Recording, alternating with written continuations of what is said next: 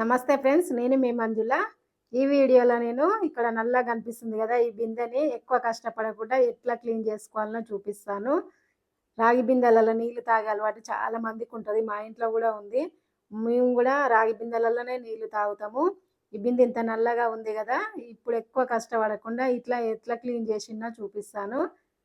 చూడండి, అంత నల్లగా ఉన్న బిందెని ఎక్కువ కష్టపడకుండా ఇట్లా క్లీన్ చేసుకోవచ్చు. ఇంతకుముందుకు నేను ఒక వీడియో పెడితే ఎక్కువ రుద్ది కడగడం వల్ల చేతులు నొప్పులు పుడతాయి, కీళ్ళు అరిగిపోతాయి అని కామెంట్స్లో పెట్టిర్రు.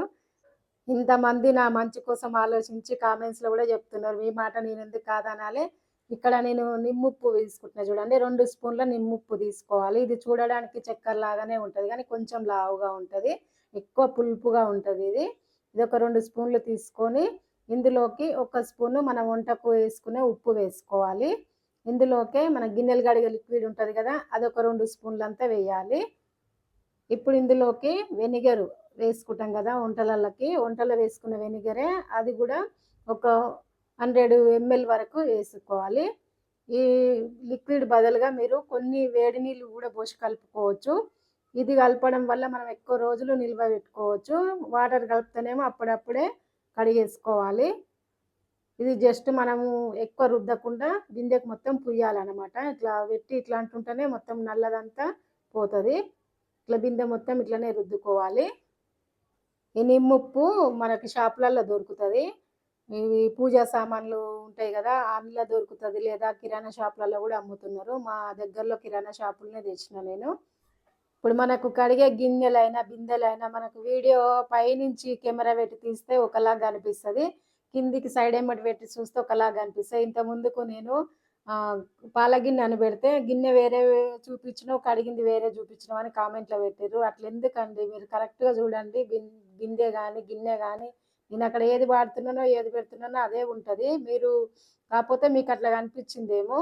ఈ తీసేటప్పుడు కెమెరా కొంచెం పైకి తిప్పినామంటే అది కొంచెం చిన్నగా పొట్టిగా అనిపిస్తుంది. అదే కిందికి కెమెరా సైడ్ ఎమ్మటి కిందికి అట్లా పెట్టి చూస్తే వేరే గిన్నె కొంచెం పెద్దగా అనిపిస్తుంది. అది మీరు గమనించాలి. మొత్తం రుద్దినాక 1 నిమిషం తర్వాత చూపిస్తున్నాను చూడండి, మనకు మంచిగా క్లీన్ అవుతుంది. ఇగో ఇట్లా తుడిస్తే నల్లగా మొత్తం పోయింది కదా, బిందె మొత్తం ఇట్లనే ఉంటుంది. మామూలుగా మనం స్టీల్ బిందె మామూలుగా ఎట్లా రుద్ది కడుగుతామో అట్లనే కడగాలి. పెద్దగా ఎక్కువ కష్టపడి రుద్దాల్సిన అవసరం లేదు. చూస్తారు కదా ఎంత నీట్గా పోయిందో, ఎక్కడ మచ్చలు ఇవి కూడా ఏం లేవు, మొత్తం పోయింది. మనం మామూలుగా కడిగితే మచ్చలు అట్లా కనిపిస్తాయి కానీ దీనికి అట్లా ఏం లేదు. మనం స్టీల్ బిందెని ఎట్లా రుద్ది కడుగుతామో అట్లనే కడిగేసేయాలి. మీ దగ్గర కూడా ఇట్లాంటి నల్లగా ఉన్న రాగి బిందెలు ఉంటే ఇట్లనే క్లీన్ చేసుకోండి. నేనైతే చేసిన, నాకైతే మంచిగా వచ్చేసింది.